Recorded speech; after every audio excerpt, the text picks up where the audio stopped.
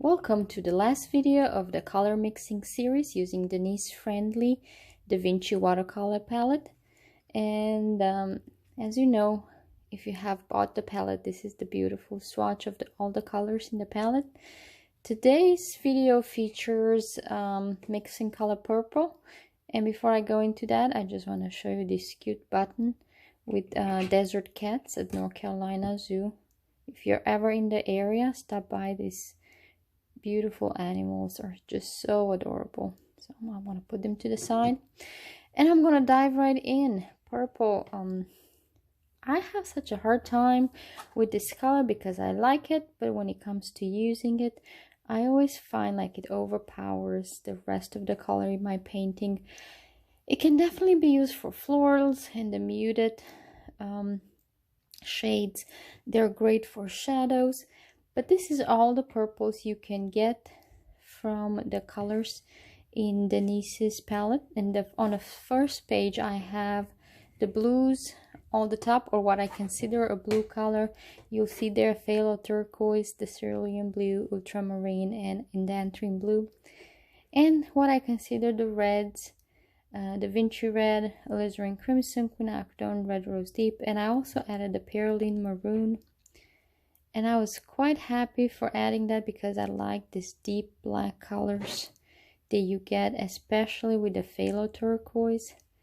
In real life, it looks a tad bluer than on this swatch card, as you can see it on camera. But probably by altering the amount of blue or perylene maroon, you can get different kind of variations.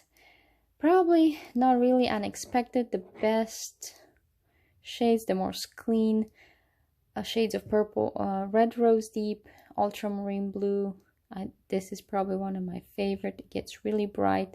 I try to put an even amount of red rose deep and ultramarine in this one, but you can add a variation for more of a bluish purple to a red, depending how much blue or red you add in the mix.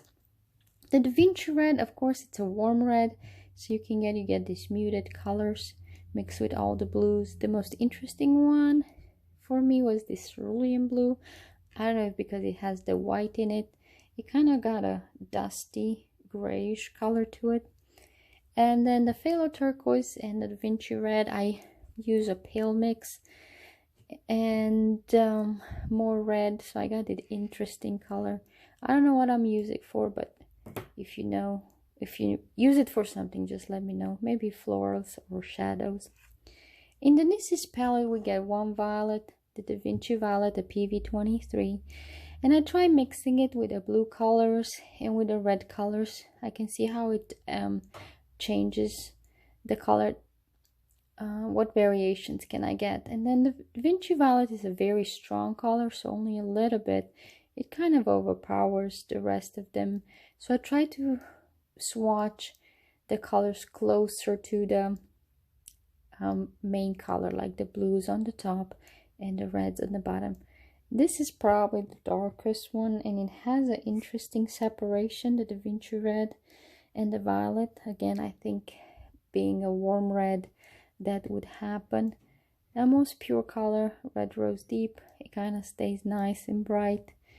Maybe you can add a little more pink or red tint to the Da Vinci violet, and the perylene maroon, more muted colors.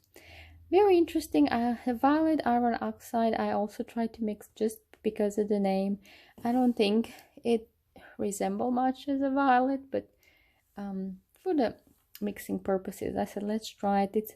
This violet iron oxide, it's very granulating, so you can see the separation.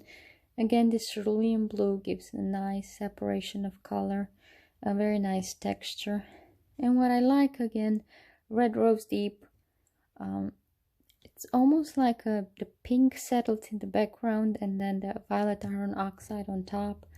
So I'm going to try to bring it closer to the camera so you can see. It's very interesting. In fact, it looks like you have like a neon pink underneath the violet. And that's it for mixing colors.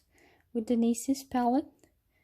You can see how you get secondary colors. You have the violets, oranges, and my favorites, the beautiful greens. I'm not sure if I'm gonna do another tests or samples, but stay tuned. I'm gonna come up with different videos. Thank you.